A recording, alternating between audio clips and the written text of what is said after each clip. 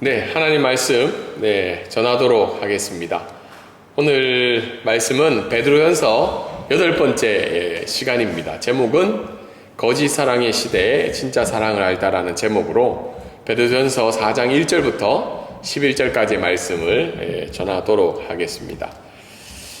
몇 년 전에 굉장히 유행했던 노래죠. 그래서 BTS 방탄소년단의 노래 제목이 Fake Love라는 제목 혹시 노래 들어보셨나요? 네, 이제 저희 집 아이들이 한동안 열심히 불러가지고 제목이 좀 기억이 났어요. 왜냐하면 제목 자체가 굉장히 받아들일 수 없는 제목인데 어쨌든 저 노래가 굉장히 이제 유명해졌죠. 그래서 제목을 검색해서 이제 가사를 보니까 이런 말이 있더라고요. 널 위해서 난 슬퍼도 기쁜 척 할 수 있었어. 널 위해서라면 난 아파도 강한 척 할 수 있어서. 그래서 그렇게 쭉 얘기하면서 나는 근데 지나와 보니까 이 모든 게 지긋지긋하다는 거죠. 그래서 이거는 가짜 사랑이다. 이렇게 기뻐하는 척하고 강한 척하고 이렇게 숨기면서 너를 위해서 살아가는 건 가짜 사랑이라고 이야기하고 있죠. 그래서 이것을 해석하는 또 글들이 많더라고요. 이 가사가 주는 의미가 뭐냐. 결국은 뭐예요? 상대방에게 좀 잘 보이기 위해서 어떻게요? 그 과정 속에서 나 자신을 버리고 잃어버리고 결국은 이게 진짜 사랑이 아니고 가짜 사랑의 모습이었다는 걸 자책하는 내용이다. 이런 해석이 있더라고요. 오늘날 이 시대에 살아가는 사람들을 보면 어쩌면 이 노래가 그만큼 물론 BTS가 불렀기 때문에 인기가 많았겠죠. 또 한편의 생각들을 보면 이 시대는 페이크 러브가 굉장히 만연한 시대가 아닐까 그런 생각을 하게 됩니다. 그래서 어떻게 보면 이 가사들이 우리의 삶들을 좀 조명해 주고 있어서 가사의 내용들이 좀 울림이 있지 않을까 그런 생각을 하게 됩니다.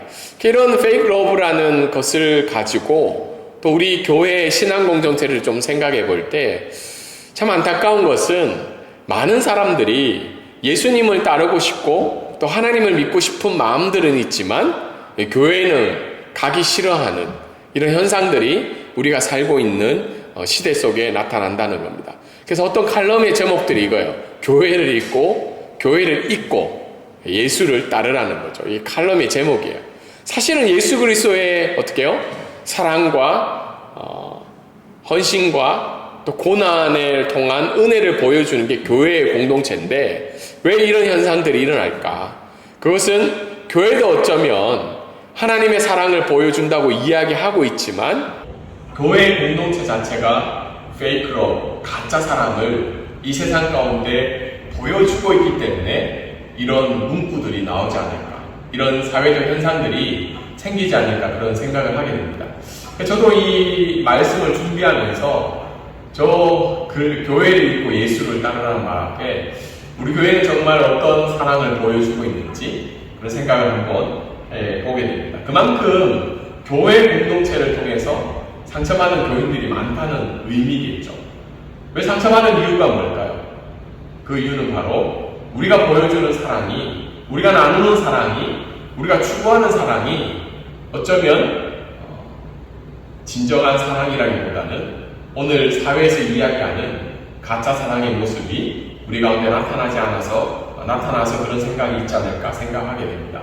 그래서 오늘 읽은 본문의 말씀은 결국은 진짜 사랑이 뭐냐, 하나님을 향한 참된 사랑이 무엇이고 또한 교회 안에 있는 형제를 향한 참된 사랑이 무엇인가를 보여주는 본문이 오늘 베드로전서 4장 1절부터 11절까지의 말씀의 내용이라고 생각을 합니다.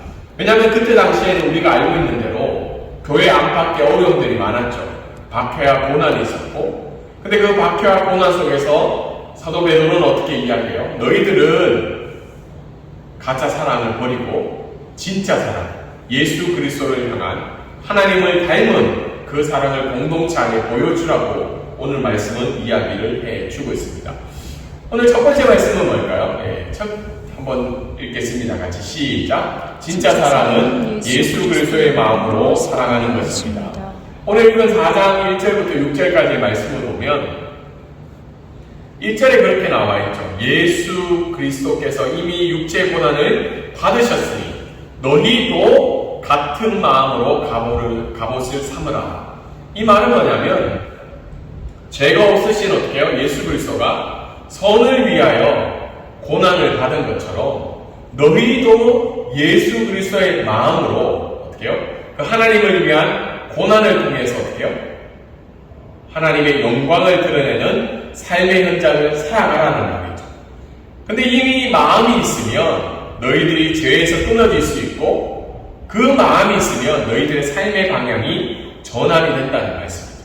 사실은 예수 그리스도의 같은 마음으로 살아가는 게 쉬운 게 아니죠. 근데 오늘 사도 베드로를 이야기하는 것이 진짜 사랑은 너희들의 마음에서 우러나는 사랑이 아니라 예수 그리스도가 하나님이 이루신 그 뜻을 이루기 위해서 고난을 당하며 보여준 그 사랑의 마음으로 갑옷을 입으라고 이야기를 하고 있습니다. 그리고는 3절에 어떻게 해요? 그 마음으로 사랑을 가진 사람들은 어떻게 해요? 옛 정욕을 끊을 수가 있다는 거죠. 사실 3절에 나온 여러 가지 정욕과 욕심의 마음들이 나오고 있는 거면 음란과 정욕과 술 취함과 방탕과 향락과 무업한 우상 숭배가 나오는데 사실 이 거론된 것들은 어떤 거죠? 인간의 욕심을 드러내고 있는 거죠. 우리가 이 이야기를 들었을 때 저게 우리의 삶과 관련이 있을까? 신자와 관련이 있을까 생각하지만 엄밀히 우리의 삶을 뒤돌아보면 우리도 이 상황 가운데 늘 놓여져 있다는 겁니다. 그런데 예수 그리스도를 믿은 후에는 어떻게 해요? 이것들이 끊어져 간다는 거죠. 다르게 이야기해서 옛 정욕을 끊는다는 건 뭐예요? 우리가 그것을 훈련하고 경건의 노력을 하는 의미도 있지만 근본적으로 어떻게 해요? 예수 그리스도를 믿고 그 마음으로 우리가 살아간다면 이런 정욕을 끊는 부분들이 자연스럽게 나타나게 된다는 겁니다. 그래서 근데 재밌는 것은 이런 삶을 살아갈 때 뭐가 찾아온다는가요? 4절에 보면 너희가 그들과 함께 그런 극한 방탕에 다른질하는 것을 어떻게 해요? 그들이 이상히 여겨 비방한다는 거예요. 우리가 그런 삶을 찾아갈 때 이런 욕심과 어떻게 해요? 욕망을 버리는 삶을 버리는 삶을 살아갈 때 어떻게 해요? 어떤 일이 생긴다는 거예요? 비방을 당하게 된다는 거예요. 이게 굉장히 아이러니한 거죠. 우리가 하나님을 위해서 살아갈 때 찾아오는 게 뭐라는 거예요? 비방이라는 거예요. 근데 그 비방 속에서 어떻게 해요? 포기하지 말고 누구를 의식하라는 거예요? 5절에 보면 산자와 죽은 자를 심판하시는 그 하나님을 의식하면서 6절 어떻게 해요? 하나님의 뜻에 살아가라고 베드로는 이야기를 하고 있습니다. 오늘 본문의 말씀은 사실은 굉장히 좀 부담스러운 말씀이에요. 하나님을 위해서 고난을 당하는 것을 받아들이는 삶도 굉장히 힘든 일인데 거기에 플러스 뭐가 일어난다는 거예요? 이 사회는 너희를 비방하는 거예요. 이 말씀을 가지고 우리가 몇 가지 말씀을 살펴보면 첫 번째는 예수 그리스도의 마음이 먼저라는 거예요. 우리가 기독교를 생각할 때 두 가지로 극단적으로 생각하는 사람들이 있어요. 하나는 어떻게 해요? 나의 훈련과 노력으로 말미암아 성화의 과정으로 간다는 사람도 있고 한편은 어떻게 해요? 하나님의 은혜만으로 살아갈 수 있다는 사람들이 양쪽으로 나뉠 때가 있어요. 둘 다 틀린 말은 아니에요. 그런데 우리가 어떻게 해요? 기독교의 가장 근본적인 마음은 뭐예요? 예수 그리스도의 고난과 은혜와 사랑을 먼저 경험해야 된다. 그것을 경험하지 못한다면 우리는 하나님을 위한 선의 고난에 참여하지 못한다는 말입니다. 가끔 우리가 이렇게 고난주간 되면 십자가에 달리신 예수 그리스도를 생각을 하잖아요. 그리고 성탄절에도 우리가 하나님의 예수 그리스도의 이 땅에 오심을 우리가 고백하는데 날마다의 삶들 가운데 오늘 고백한 예수 그리스도의 마음, 그 고난과 은혜와 사랑을 우리가 경험하지 못한다면 우리에게 찾아오는 선을 행함으로 당하는 그 고난을 우리가 이겨낼 수가 없다는 겁니다. 다르게 이야기해서 예수 그리스도의 고난과 은혜와 사랑을 우리가 경험하지 않는 삶은 사랑은 뭐라는 거예요? 오늘 제가 적었지만 가짜 사랑이에요. 가짜 사랑.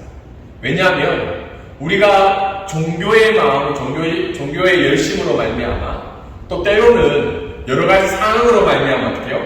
나의 문제와 해결을 위한 하나님께 드리는 사랑도 있다는 거예요. 모든 종교들이 그렇죠. 내 문제와 내 만족을 위해서 내가 믿고 있는 신에게 드리는 사랑의 모습들이 있잖아요. 근데 오늘 성경은 그런 모습은 어떤 사랑이라는 거예요?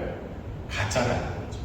왜냐하면 예수 그리스도의 마음으로 우리가 그 사랑을 행하지 않았기 때문이죠.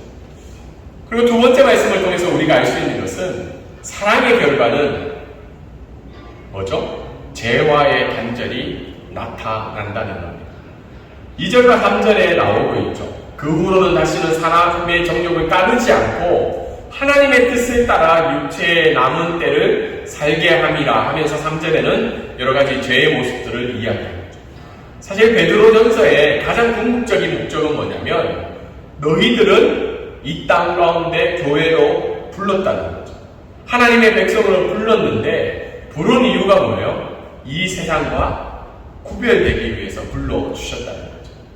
그렇기 때문에 자신의 욕심과 정력에 충실한 죄를 추구하는 삶과는 달리 어떻게 해요? 이 세상은 구별되고 죄와는 어떻게 해요? 완전히 단절이 되어야 한다는 겁니다. 기독교인들을 생각해보면 세 가지 단계가 있는 것 같아요. 이렇게 얘기해서 좀 죄송하지만 저도 하나님의 은혜를 경험하지 못하고 어떤 삶을 어떤 기간에 살아갈 때 굉장히 내 안에 나의 중심적인 신앙생활을 할 때가 많아요. 그래서 3절에 나타난 모습은 나타나 있지는 않을 수 있겠지만 결론적으로 어떻게 해요? 내 욕심을 위해서 신앙생활을 할 때가 있다는 거죠. 나의 중심성. 자기중심성이 우리를 지배하고 있다. 그러다가 어떻게 은혜를 좀 받았을 때는 이중생활을 해요. 이중생활. 이중생활이 어떤 거죠? 하나님 중심으로도 살고 내 중심적으로 살아가는 모습이죠. 그래서 어떤 분야는 어떻게 해요? 생활의 어떤 분야는 하나님 중심적으로 살아요. 근데 어떤 부분은 어떻게 해요? 끝까지 자기 중심성을 포기하지 못하죠. 왜냐하면 그게 나의 행복을 주는 요소로 있기 때문이죠. 사실 출애굽한 이스라엘 백성들이 가나안 강가를 걸어갈 때 우상을 왜 숭배했을까요? 하나님을 버리기 위해서, 하나님을 잊어버리기 위해서 아니죠. 여전히 그들도 동일하게 어떻게요? 하나님께 예배하며 하나님을 향한 신앙을 가지고 살아가는 모습이 있었다는 거예요. 그런데 왜 하나님이 그 삶을 질책하며 하나님께로 돌아오라고 하면 그 마음에는 여전히 뭐가 있다는 거예요? 이중적인 생각입니다. 우상도 믿고 하나님도 믿는 삶이 그들 가운데 있었습니다. 그런데 우리가 예수 그리스도의 마음을 믿고 정말 하나님을 향한 참된 사랑이 있다면 삶이 어디까지 가야 된다는 거예요? 예수 그리스도의 중심성까지 가야 된다는 거예요. 다르게 얘기해서 예수 그리스도의 중심성은 오늘 성경에서 이야기한 죄와의 완전한 단절을 의미한다는 거예요. 이것이 뭐예요? 페이크 러브가 아니라 예수 그리스도를 향한 진짜 사랑이다. 사랑을 하면 어떻게 돼요? 하나님을 더 사랑하고 하나님의 은혜를 날마다 믿게 되면 오늘 성경에서 이야기한 2절과 3절의 모습은 자연스럽게 어떻게 해요? 단절이 되고 하나님을 향해 더 나아가게 되는 모습이 있다는 겁니다. 혹시 오늘 예배드리는 저와 여러분 가운데 저와 여러분의 지금의 삶의 모습은 어떻습니까? 아직도 자기중심적인 삶을 살고 있는지, 아니면 이중생활을 하고 있는지, 아니면 그리스도의 은혜에 충만하여서 예수 그리스도의 마음을 날마다 경험함을 말미암아 죄와의 완전한 단절된 삶을 살아가고 있는지 우리 자신을 살펴보기를 원합니다. 그러면서 사도 베드로는 나아가서 4절과 6절의 말씀을 이야기하고 있죠. 너희가 그런 죄와의 단절된 삶을 살아갈 때 너희는 비방을 받게 될 것이다. 왜 비방을 받게 되냐면 팀 켈러 목사님은 이렇게 이야기했죠. 복음은 단순히 어떻게 해요?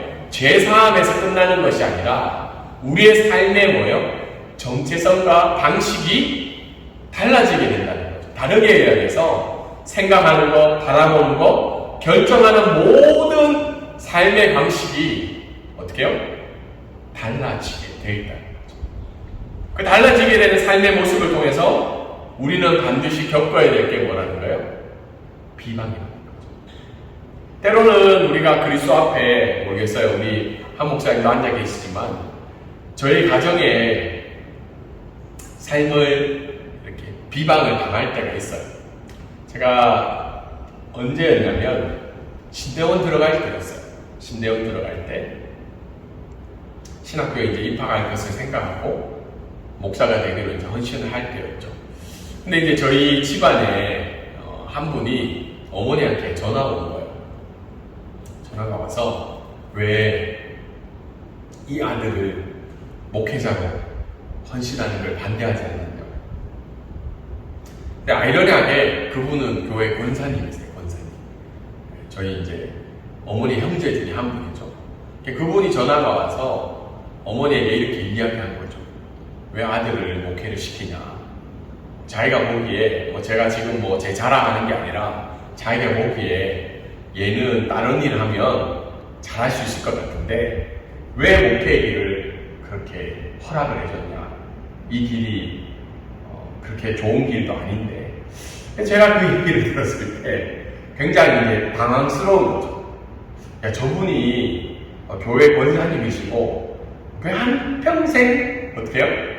신앙생활하며 나아갔는데 정말 이 세상에서 기뻐하고 즐거워하고 행복한 길이 목회자의 길이 아니라는 걸 그 이야기를 제가 들은 거예요. 제 말은 목회자의 길만이 하나님 기뻐하시는 길이라는 걸 이야기하는 게 아니라 중요한 건 뭐예요? 하나님이 뜻하신 그 길을 우리가 어떠한 삶의 모습이라 할지라도 그것을 받아들이고 기쁨으로 걸어가는 게 하나님이 기뻐하시는 길이잖아요. 근데 아직도 그분 가운데는 어떻게 해요? 종교의 모습은 있지만 삶의 정체성과 삶의 방식은 바뀌어지고 있지 않다는 거죠. 우리가 알고 있는 주기투열 목사님이 하신 말씀이 있죠. 일사각오하는 삶. 예수를 버리고 사느냐, 예수를 따라서 죽느냐. 실은 오늘 이 시대를 살아가는 사람들에게 굉장히 맞지 않고 부담스러운 말이죠. 근데 사도 베드로는 핍박과 고난 속에 있는 그 편지를 받는 사람들에게 이렇게 이야기하고 있습니다. 너희가 비방을 당할 건데 너희 기억해라. 너희를 심판하실 분이 누구며 그리고 정말 하나님이 예수 그리스도가 이 땅에 오셔서 하신 일은 복음을 전파하는 일이며 하나님을 따라 살게 하는 것이 그분이 이 땅에 오신 목적이라는 것을 분명히 이야기하고 있죠. 주기철 목사님을 생각할 때 감옥에 있을 때 분명히 일본 경찰들은 많은 회유를 했겠죠. 너희가 예수님을 부인을 하든지 아니면 침묵을 하든지 아니면 그 예수님의 그 액자만 밟고 살짝 눈 감고 지나가면 너의 삶은 보장이 되는데 너 왜 이 길을 택하느냐. 그랬을 때 사실 오늘 이 땅을 살아가는 이 시대를 살아가는 사람들에게 어쩌면 기독교가 가장 분명하게 말씀으로 제시되어야 될 것은 일사각오하는 삶이 아닐까 생각하게 됩니다. 그냥 우리가 이 땅에서 잘 먹고 잘 살기 위해서 복음을 받아들이며 살아가는 삶이 아니라 때로는 나에게 장애물 같은 삶이 다가온다 할지라도 예수 그리스도의 마음으로 복음으로 인한 고난을 받아들이고 새로운 정체성으로 이 땅 가운데 살아가라고 이야기하는 베드로의 고백이 오늘 저와 여러분에게 필요한 고백이 아닐까 생각하게 됩니다. 두 번째 오늘 말씀은 진짜 사랑은 한번 같이 읽어볼까요? 자, 시작. 진짜 사랑은 건강한 종말론을 가지고 살아갈 때 가능합니다. 7절과 11절 말씀에 보면 7절에 보면 마지막 때의 삶을 이야기하고 있죠. 사실 그때도 마지막 때이고 지금도 마지막 때이죠. 왜냐하면 예수 그리스도의 오심을 기다리는 때는 다 뭐죠? 마지막 때라는 거죠. 하나님의 시간이 다가온다는 거죠. 그래서 사도 베드로는 너희가 비록 핍박과 고난을 당하고 있지만 정신 차리라고 이야기합니다. 고난과 핍박에 꽂혀있지 말고 그분은 다시 오시기 때문에 너희는 맑은 정신에 절제된 삶으로 하루하루를 살아가라고 이야기를 하고 있습니다. 그리고는 8절에 보면 뜨거운 사랑을 하고 있죠. 제가 뜨거운 사랑을 생각해 볼 때 보통 우리 연인과의 관계를 생각해 보는데 그 의미도 있지만 지속적인 사랑이다. 뜨거운 사랑. 지속적인 사랑을 할 수 있는 분은 누구밖에 없죠? 하나님밖에 없죠. 지속적으로. 그런데 우리들도 서로 간에 어떻게 해요?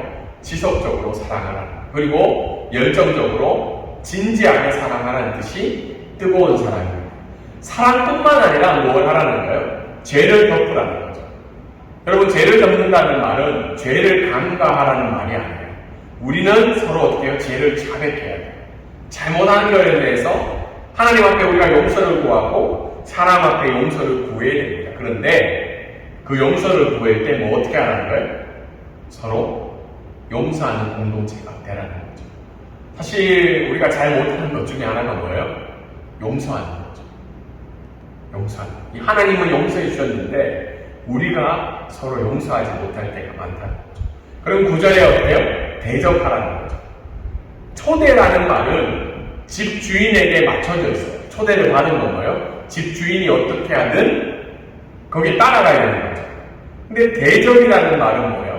누구에게 맞춰져 있죠? 손님에게 맞춰져 있다고 합니다.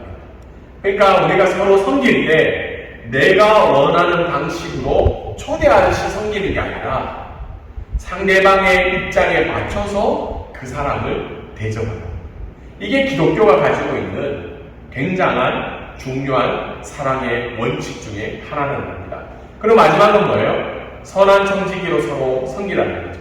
하나님이 나에게 주신 것들로 어떻게 해요? 서로 섬기는 공동체. 사실 8절부터 12절에 보면 만약 우리가 섬기는 교회와 모든 공동체들이 이러하다면 하나님의 사랑을 알려면 어디로 가라고 고민할까요? 교회로 가라고 이야기하지 않을까 생각해 보게 됩니다. 오늘 이 말씀을 통해서 우리가 첫 번째는 우리는 종말을 믿는가 하는 질문이죠. 7절을 보면 만물의 마지막이 가까워왔으니 저도 이 말씀을 준비하며 나는 종말을 믿고 있는가? 종말을 기대하고 있는가? 여러분 종말을 믿습니까? 종말을 믿어요? 예수님의 다시 오심을 믿으십니까요? 근데 지금 기독교의 모습을 보면 종말을 기다리고 있지 않는 많은 공동체들이 있죠. 왜 그럴까? 그건 결국은 번영신학에 사로잡혀 있죠. 지금 내세에서 어때요? 내가 더 행복하고 성공을 추구하고 내가 더 많은 행복을 누리기 위해서 기독교를 믿는 거지 종말을 준비하기 위해서 다르게 위해서 내 죄에 대해서 내 죽음에 대해서 고민하며 기도하며 하나님 앞에 근신하며 나아가고 있지 않는 모습이 우리의 모습 가운데 있다는 겁니다. 제가 페이스북을 보다가 어떤 분이 이 글을 적었더라고요. 이찬혁이라고 그 악동 뮤지션이죠. 거기에 오빠인데 가끔 하는 모습을 보면 정말 신앙인이 맞을까 그런 생각을 한 번씩 하게 되는 모습인데 발표한 음반 가운데 이런 가사가 있어요. 장래희망 워드플레이죠. 장래희망 그게 뭐냐는 거예요. 그 중에 하나가 할렐루야 꿈의 왕국왕이 있어난 아들을 위해 할렐루야 함께 일어나 춤을 추고 뛰며 찬양해. 이 찬양 형제는 음악을 통해서 뭘 기대하고 있는 거예요? 천국에 가는 걸 기대하는 삶을 살고 있다는 거예요. 동일하게 우리가 진짜 사랑을 하나님 앞에 하고 형제 앞에 할 수 있는 이유는 종말을 가지고 있다. 하나님의 심판이 있고 또 하나님이 기뻐하시는 일이 무엇인지를 근신하며 기도하며 따라가기를 살아가는 그 마음의 근본은 뭐가 있다는 거예요? 종말을 믿는 마음이 있다는 것. 두 번째 오늘 말씀은 무엇을 이야기하냐면 거짓 사랑에서 진짜 사랑을 하는 공동체의 의미죠. 8절과 9절, 10절 제가 앞에서 설명을 드렸는데 기독교인의 특징은 뭐예요? 사랑이죠. 예수 그리스도의 사랑. 두 번째는 뭐죠? 용서죠. 예수 그리스도를 닮은 용서. 그리고 그것을 받은 사람들이 어떻게 해요? 교회 안에서, 교회 밖에서 그것을 나누는 거죠. 사랑과 용서를 나누는 게 교회의 본질적인 표현입니다. 근데 이것을 실현하기 위해서, 진짜 사랑을 실현하기 위해서 첫 번째 해야 될 게 뭐냐면 원망이 없어야 됩니다. 원망. 제가 챗GPT를 통해서 이걸 한번 만들어 봤어요. 옆에 그림 보니까 여러분, 원망은 뭐가 있어요? 이유가 있어요. 이유. 혹시 누구를 원망해 보신 적 있으신가요? 별로 없으신 것 같기도 하고. 누구를 원망하는데 이유가 보이죠. 왜냐하면 나는 어떻게 잘했는데 저 사람은 잘못했기 한 이유가 있기 때문에 원망하죠. 근데 사랑은 뭐예요? 사랑은 이유 없는 사랑이다. 다르게 얘기해서 예수 그리스도가 어때요? 우리를 위해서 십자가에 죽으신 그 사랑은 이유가 있어요? 없어요? 이유가 없죠. 조건이 없어요. 그런데 우리의 사랑 가운데는 뭐가 있다는 거예요? 이유가 있고 원망 있는 사랑이 있을 때가 있다는 겁니다. 교회 안에 가장 피해야 될 신이 있다고 합니다. 이건 뭐 우스갯소리로 얘기하는데 그 신이 뭐냐면 섭섭신이라고 해요. 섭섭신. 50대 이후가 지나면 이 신에게 많이 굴복을 당한다고 합니다. 왜 그래요? 우리가 사랑을 했는데, 우리가 용서를 했는데 원망이 싹 트기 시작하는 거죠. 섭섭함이 싹 트기 시작하는 거죠. 그러면서 어떻게 해요?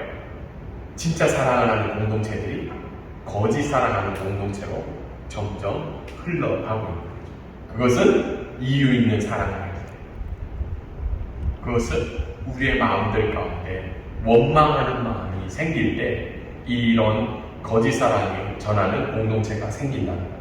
진짜 사랑을 하려면 예수 그리스도를 닮은 이유 없는 사랑이 우리 가운데 충만해야 된다는 거예요. 저도 이 말씀을 준비하면서 저게 가능할까? 저도 우리 아이들은 안 했지만 아이들한테 하는 사랑도 가끔 이유 있는 사랑을 할 때가 많아요. 조건이 달려있죠. 이걸 했을 때 내가 사랑을 해주고. 근데 내 자녀에게도 못하는 그 사랑을 내 공동체에게 어떻게 할 수 있을까? 혹시 느껴지시나요? 담임 목사의 이유 없는 사랑이 느껴지지 않죠? 그것을 하기 위해서는 결국은 어떻게 해요? 이유 없이, 조건 없이 십자가에서 고난을 당하시며 보여주신 그 하나님의 사랑을 우리가 날마다 경험하지 못하면 사실은 베드로가 이야기한 이 이야기는 우리의 입에서만 외치는 모습일 수밖에 없다는 겁니다. 마지막으로 오늘 말씀을 통해서 우리가 알 수 있는 것은 11절이죠. 선한 청지기의 사랑. 진짜 사랑은 선한 청지기의 사랑이라는 겁니다. 존 스토트는 이렇게 이야기했다고 합니다. 모든 그리스도인은 섬기는 사역자로 부르심을 받았다. 다르게 얘기해서 모든 사람들은, 모든 기독교인들은 어때요? 다른 사람을 봉사하기 위해서 하나님이 하신 것 같이 하나님의 영광을 위해서 어때요? 섬겨야 된다. 섬겨야 돼요. 근데 우리가 이 말씀을 모르는 사람은 없어요. 대부분 이 말씀에 동의를 하죠. 왜냐하면 성경에 기록이 되어 있으니까. 근데 하지 못하는 이유가 뭘까요? 결국은 지금 내가 가지고 있는 은사와 하나님이 주신 것들이 누구 거라는 생각을 못 한다는 거예요. 하나님 거라는 생각을 못 한다는 거죠. 하나님이 잠시 맡겨 놓았다는 생각을 하지 못하기 때문에 교회 안에 많은 문제들이 일어나고 있다는 거예요. 우리가 선한 청지기의 사랑을 해야 되고, 우리가 우리에게 받은 것들을 다른 사람을 위해서 사용해야 된다는 것을 알지만, 왜 우리는 그 순간에 아까워하고 주저하고 때로는 침묵하게 되는가? 그건 결국은 어떻게 해요? 이게 다 내 거라는 생각이 있다는 거죠. 그래서 오늘 말씀을 통해서 우리가 알 수 있는 것은 가짜 사랑에서 진짜 사랑의 마지막 모습은 내게 주신 모든 것들이 내게 아니라 하나님 것이라는 분명한 믿음의 고백이 있지 않으면 우리는 오늘 사도 베드로가 이야기하는 11절 말씀을 서로 실천할 수가 없다. 그래서 오늘 이 말씀을 통해서 우리가 정리를 하면 선한 행실로 인한 고난과 비난이 찾아온다는 겁니다. 그럴 때마다 뭐를 생각하라는 거예요? 나의 마음을 다스리고 나의 마음을 더 깊이 나아가는 것이 아니라 뭘 경험하라는 거예요? 그리스도의 사랑을 날마다 경험하는 거예요. 내가 그 사랑을 경험할 때마다 오늘 사도 베드로가 이야기한 말씀을 지켜나갈 수 있다는 거죠. 두 번째는 뭘 사모하라는 거예요? 종말을 사모하라는 거예요. 마지막 때를 기다리며 이 하루하루를 하나님의 심판을 두려워하며 선한 청지기의 삶을 어떻게 해요? 이 세상의 거짓 사랑을 이겨나가며 진짜 사랑을 실천해가는 저와 여러분의 삶이 되기를 원하며 방콕 브릿지 교회가 되기를 주님의 이름으로 소망합니다. 아멘.